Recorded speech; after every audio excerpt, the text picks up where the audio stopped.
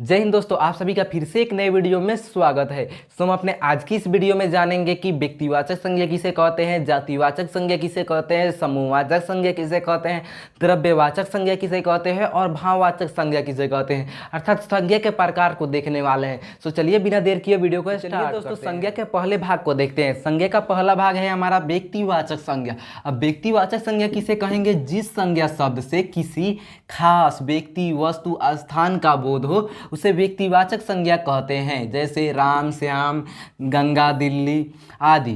अब समझिए यहाँ पर जिस संज्ञा शब्द से, यानी जिस संज्ञा शब्द से या जिस शब्द से, जिस नाम से क्या हो, किसी खास व्यक्ति, वस्तु, स्थान का बोध हो उसे हम क्या कहते हैं? व्यक्तिवाचक संज्ञा कहते हैं। यहाँ तक समझ में आया। अब व्यक्तिवाचक संज्ञा किसी एक खास का बोध कराए वो हमारा व्यक्तिवाचक संज्ञा। जैसे राम है। अच्छा, जब राम बोलते, मान लीजिए कि आप 10 लड़के हैं, ठीक। अब 10 में से कोई एक राम है, कोई एक राम है। हम बोले कि राम इधर आओ, तो क्या 10 आ जाएंगे? नहीं ना आएंगे। सिर्फ उसमें से एक आएगा, और कौन आएगा? वो राम आएगा। यानी जो हमारे लिए खास है, जिसको हमने बुलाया वही ना आएगा जी। ठीक इसी प्रकार श्याम है। अब गंगा है, जैसे गंगा नदी है। अब ये नदी किसका बोध कर रही है? सिर्फ एक ही का बोध करा रही है, क्योंकि अब जो पृथ्वी है उस पर और भी नदियां हैं, ठीक। लेकिन कुछ खास है, यानी कुछ खास है, सिर्फ एक ही है। ये कौन है? गंगा है। जैसे दिल्ली है, ये भी अपने आप में खास है, अपने आप में अनोखा है, ठीक।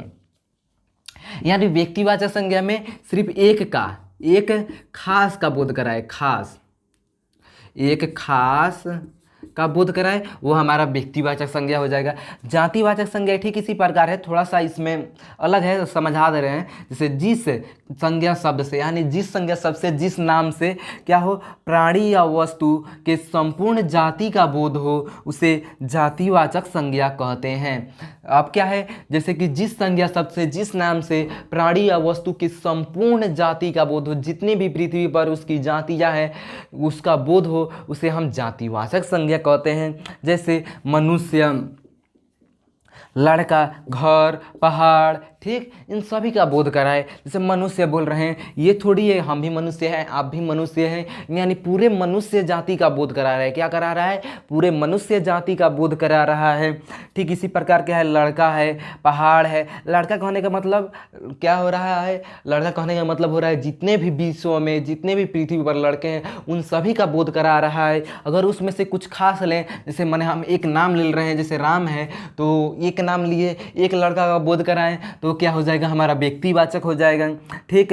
और जैसे पूरे लड़के हैं, जैसे लड़के बोले तो पूरे जितने भी विश्व में लड़के हैं, जितने भी पृथ्वी पर लड़के हैं उन सभी का बोध कराएं तो हमारा जातिवाचक। घर बोले तो जैसे कच्चा घर है, पक्का घर है, जिस तरह का भी घर हो, यानी पूरे घर जाति का बोध करा रहा है। जितने भी पृथ्वी पर घर है उन सभी का बोध करा रहा है, यानी ये क्या हो जाएगा? जातिवाचक। जैसे पहाड़ बोले, अब यह थोड़ी है कि पृथ्वी पर एक ही पहाड़ है, बहुत से पहाड़ है, उन सभी पहाड़ों का बोध करा रहा है, उन सभी पहाड़ों का बोध करा रहा है, यानी ये हमारा क्या हो जाएगा?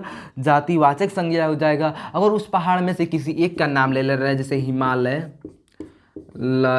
ठीक, तो हिमालय क्या बोध करा रहे हैं? सिर्फ एक पहाड़ का बोध करा रहे हैं। हिमालय पृथ्वी पर 10 थोड़ी है, एक ही है। अगर एक का बोध कराए, किसी खास का बोध कराए तो हमारा व्यक्तिवाचक। अगर उसकी पूरी जाति का बोध कराए तो हमारा जातिवाचक। यहाँ तक आपको समझ में आ गया होगा। तो दोस्तों चलिए अब हम समूहवाचक संज्ञा को देखते हैं। समूहवाचक संज्ञा है जिस संज्ञा से व्यक्तियों या वस्तुओं के समूह का बोध हो उसे समूहवाचक संज्ञा कहते हैं। उसे क्या कहेंगे? समूहवाचक संज्ञा कहेंगे।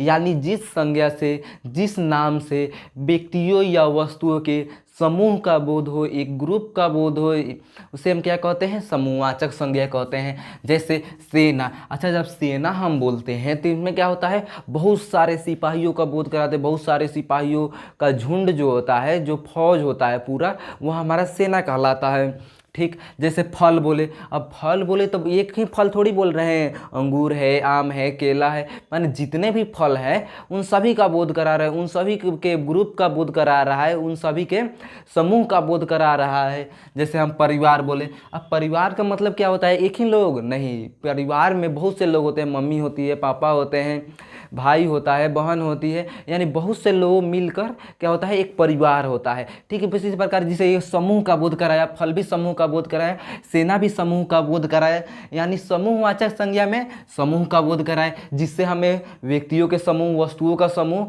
का पता चले, बोध हो, उसे हम समूहवाचक संज्ञा कहते हैं। अब बात ये आती है द्रव्यवाचक संज्ञा की। तो द्रव्यवाचक संज्ञा, चलिए इसे समझते हैं। जिस संज्ञा से नापने या तौलने वाली वस्तुओं का बोध हो, जिस संज्ञा से नापने या तौलने वाली वस्तुओं का बोध हो, उसे द्रव्यवाचक संज्ञा कहते हैं। जैसे लोहा, अच्छा हम लोहा को तौल सकते हैं? जी बिल्कुल तौल सकते हैं ना जी। जैसे सोना है, इसे भी तौला जा सकता है, चांदी है, इसे भी तौला जा सकता है, दूध है, इसे तो तौला नहीं जा सकता लेकिन मापा जरूर जा सकता है। मापते हैं ना दूध, 1 लीटर, 2 लीटर, 3 लीटर। अच्छा जब दूध खरीदने जाते हैं तो आप बोलते हैं 1 लीटर दूध दीजिए, यानी वो माप कर ही नहीं देता है, तो यानी इसे तौला जा सकता है या मापा जा सकता हो, वो हमारा द्रव्यवाचक संज्ञा हो जाएगा। अब आता है भाववाचक संज्ञा।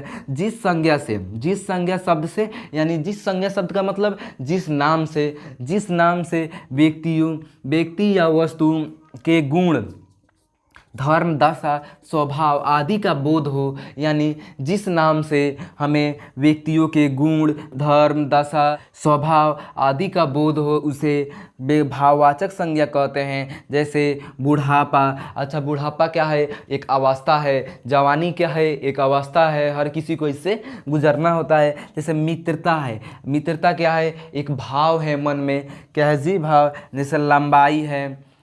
अच्छा समझिए कि ये भाववाचक संज्ञा जो होता है, इसका निर्माण कैसे होता है। हम जातिवाचक संज्ञा पढ़े हैं ना, जातिवाचक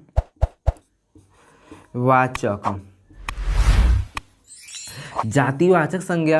अब जातिवाचक संज्ञा में क्या होता है? प्रत्यय को जोड़ दिया जाता है, प्रत्यय को जोड़ दिया जाता है, तब किसका निर्माण होता है? भाववाचक संज्ञा का निर्माण होता है। अब आप कहेंगे कि कैसे निर्माण होता है, वो भी बतला दीजिए। चलिए बतला दे रहे हैं। जैसे बूढ़ा क्या है जी? हमारा जातिवाचक संज्ञा है, यानी बूढ़ा कहने का मतलब पूरे वृद्ध जाति के जो वृद्ध लोग हैं उन सभी का बोध हो रहा है। एक ही का थोड़ी बोध हो रहा है कि हमारे घर के जो दादाजी हैं उनका बोध हो रहा है, नहीं, आपके भी दादाजी होंगे या जितने भी वृद्ध अवस्था के लोग हैं उन सभी का बोध हो रहा है। और इसमें पा जब प्रत्यय को जोड़ दिया गया है तो क्या हो गया? जैसे जातिवाचक तो ये बूढ़ा हो गया, और ये पा जो प्रत्यय है इसे जोड़ दिया गया, तब ये हमारे भाववाचक संज्ञा का निर्माण हो गया। सो यहाँ तक आपको समझ में आ ही गया होगा। चलिए मिलते हैं अपने अगले वीडियो में, तब तक के लिए जय हिंद, वंदे मातरम।